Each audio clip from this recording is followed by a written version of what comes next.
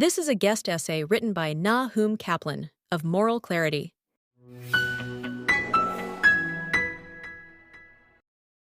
The latest outrage is a United Nations panel, laughably titled an Independent International Commission of Inquiry, despite being little more than a Hamas faction, declaring Israel guilty of genocide. There is no reason Israel should put up with this. It should leave the UN to its strongmen and their stenographers. The world has always hated Jews, and now that Jews again govern themselves, the UN has made delegitimizing Israel a central ritual. Remaining in the UN is like hanging out behind the school bicycle sheds with the bullies who will never graduate. If that feels extreme, it is only because the UN's indecency has been normalized. The institution created to prevent the scourge of war has now perfected the politics of scapegoating. The UN includes Israel on blacklists for grave violations against children, while swallowing and regurgitating casualty tallies from Hamas's propaganda mills. It rouses itself to condemn hostage rescue operations, more than the abductions that necessitate them. It treats Israeli self-defense as provocation and jihadist aggression as meteorology. Unfortunate weather, no one's fault in particular. Enough. Quitting is not a tantrum, it is hygiene. Let us review the charge sheet, because the pattern matters more than any one outrage. The UN Human Rights Council is as good a place to start as any. Its constant Israel bashing is not a bug, but the Council's operating system. The Council maintains a unique standing agenda item, Item 7, that singles out Israel for automatic censure at every session. No other country merits a permanent pillory. Not even the regimes that harvest human organs, raise villages, run slave camps, or jail poets. The Council has churned out more resolutions against Israel than against Iran, Syria, North Korea, China, Cuba, and Venezuela combined. Next up is the United Nations Relief and Works Agency, also known as UNRWA, the UN's Palestinian agency, which is not a neutral aid provider but a structural incubator of the conflict. It has institutionalized a definition of refugee that magically multiplies generation after generation, so the problem can never be resolved and the grievance can never end. UNRWA schools have, for years, romanticized jihadist martyrdom, dehumanized Jews, and taught Palestinian children that they should aspire to kill them. The rot is operational. UNRWA's Gaza headquarters sat on top of and was connected to a Hamas data center. Dozens of UNRWA employees lauded the October 7th pogrom. Dozens participated in it, and a meaningful share of staff have known ties to Hamas. That makes UNRWA a terror organization by any sane metric. UN Secretary General Antonio Guterres deserves special mention for being a morally bereft slimeball. After October 7th, the worst massacre of Jews since the Holocaust, Guterres said, and I quote, "It is important to also recognize the attacks by Hamas did not happen in a vacuum. The Palestinian people have been subjected to 56 years of suffocating occupation. This was a lie. There had been no Israeli presence in Gaza since 2005. Hamas ruled there with absolute authority and impunity." One would have to work hard to craft a sentence that so elegantly erases Israeli victims while laundering their killers' alibis. When Iran later launched the largest ballistic missile barrage in history at Israel, Guterres' first instinct was not to name and condemn the perpetrator, but to sigh about escalation. What a thoroughly unimpressive man. Then, there's the UN's in-house anti-Semitism. Jew hatred is baked into the UN's culture. Francesca Albanese, the UN's special rapporteur on the so-called occupied Palestinian territories, a title that presumes the verdict in the very dispute she opines on, has trafficked in anti-Semitic tropes about a, quote, Jewish lobby, excused so-called Palestinian resistance rhetoric to Islamist audiences, and relativized the October 7th atrocity. She is a slug. When watchdogs showed that she had engaged in financial improprieties and side hustles with anti-Israel bodies, the UN did what it does best: nothing. it would be remiss not to mention the theater of the International Court of Justice. Whenever the UN wants a legal fig leaf for political warfare, it turns to the International Court of Justice for an advisory opinion, which is then spun as binding international law. Yet its opinions are non-binding by design. The idea that its rulings have quote-unquote moral authority comes from the court's own public relations department, asking the International Court of Justice to rule on whether Israel may ban UNRWA after UNRWA's collusion with Hamas was deemed a matter of fact, insults legal reason. No sovereign state requires the court's permission to stop cooperating with an agency that aids a genocidal militia. Perhaps nothing shows the UN's uselessness better than its so-called peacekeepers who keep no peace. The United Nations Interim Force in Lebanon was meant to enforce Security Council resolutions requiring Hezbollah to disarm and withdraw behind the Litani River. For nearly 2 decades, it has done neither. The interim force's troops sat and played Candy Crush, while Hezbollah built the world's most formidable non-state army, tunneled under the border, embedded among civilians, and pointed 150,000 rockets at Israel. And when these so-called peacekeepers get caught in the crossfire, the UN blames Israel for defending itself, not Hezbollah for using UN peacekeepers as shields. The above is the historical through line, not a set of cherry-picked anecdotes. It stretches back 50 years to the UN's 1975 resolution declaring Zionism is racism, later revoked under duress, but never repented. It runs through the grotesque spectacle of Palestinian terrorist chieftain Yasser Arafat addressing the UN General Assembly with a gun on his hip. It winds through the election of Nazi Kurt Waldheim as UN Secretary General twice. It lives today in the statistical fetish of passing more anti-Israel resolutions than admonitions against any tyrant, anytime, anywhere. If this were merely hypocrisy, we could mock it and move on. Yet the UN wields agenda-setting power, money, and, to some idiots, narrative authority.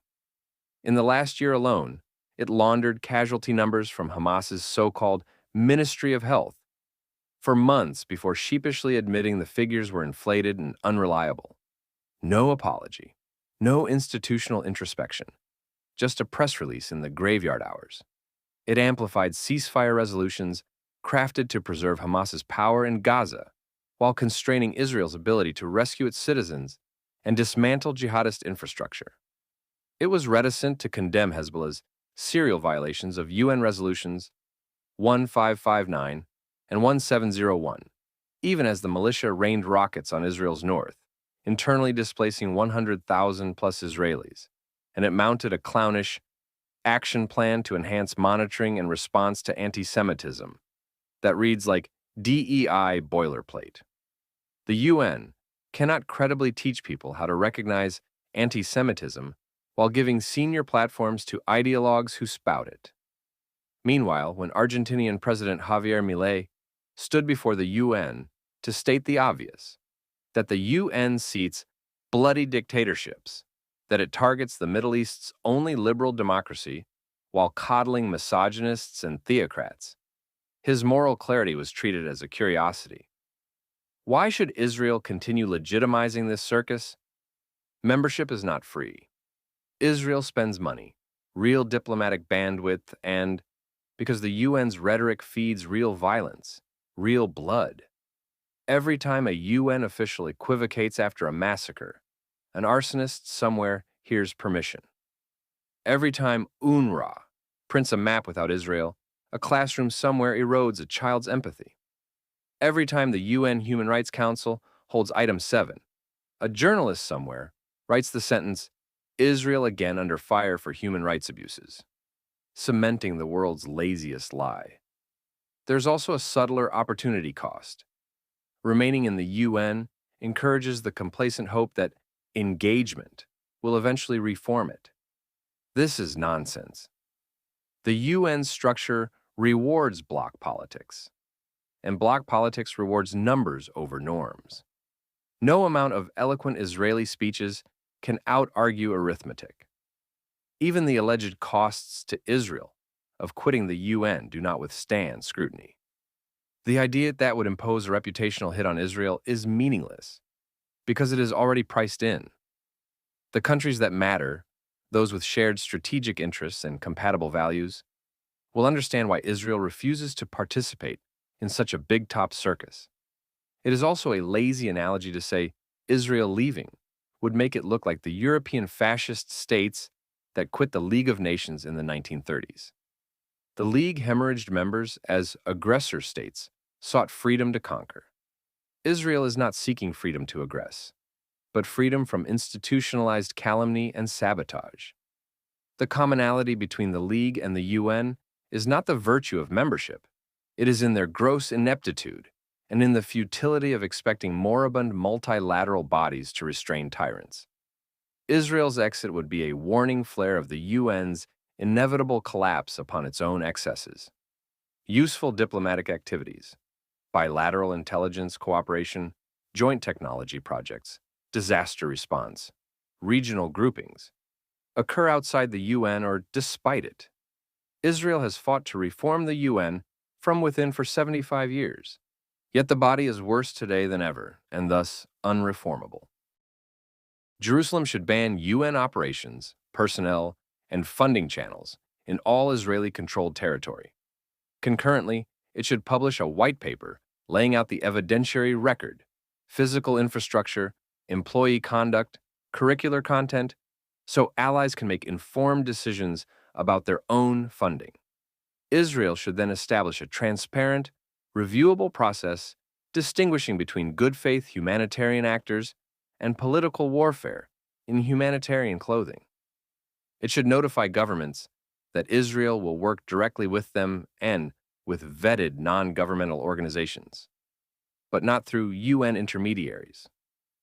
Amid much fanfare, Israel should reallocate UN membership dues and costs to hostage families and those of fallen Israeli soldiers. Israel should also publish a security doctrine of sovereignty that asserts the primacy of self-defense and defines the limits of multilateralism. It is impossible to critique the UN without commenting on its recent action plan to fight anti-Semitism. It was pure self-parody. The plan is heavy on quote-unquote monitoring and evaluation, victim-centric approaches, engaging stakeholders, and leveraging digital platforms. It reads like bad advertising copy, filtered through a DEI committee. It does not address the one thing that would give the UN a sliver of moral standing on the topic: cleaning its own house. To be fair, no broom is that big. Beneath this institutional analysis lies the truth that the UN and its apologists cannot bear. The Jews have their country back and no longer need to beg others for safety. Israel does not need the approval of sick regimes that stone people, subjugate women, hang gays, murder dissidents, and bankroll terrorists. Nor does it need the approval of Western states that support these regimes. History shows us that anti-Semitism surges when Jews are prominent and perceived as weak. Jews will always be visible, but as they have shown over the past 2 years, they are anything but weak. Only a weak nation with no self-respect would want to be in a body that despises it. Leaving would be an act of strength and self-respect. On the day Israel left, headlines would scream, foreign chancelleries would profess shock, and then the world would move on. Nothing terrible would happen. We would still live in a heliocentric solar system. Meanwhile, some positive things could flow from it. Bilateral agreements and trade would continue and grow, because growth always beats grievance over time. Humanitarian work would become more effective, because there would be no UN gravy train for freeloading bureaucrats. Lawfare efforts against Israel would sputter because they could not feed on the UN's imprimatur. The International Court of Justice would still issue opinions, and they would continue to mean nothing. Upon Israel leaving the UN, there would be diplomatic noise, editorials, and dire predictions. So what? Israel already faces these things. Quitting would make clear that Israel's security and legitimacy are not contingent on a mob of corrupt bad faith actors. It would also send a message to the next generation of Israeli diplomats and soldiers that their nation measures itself by the lives it saves, the freedoms it guards, and the civilization it extends, not by the UN resolutions it absorbs. There comes a time when honest actors must walk away from a rigged game. For Israel, that time is now.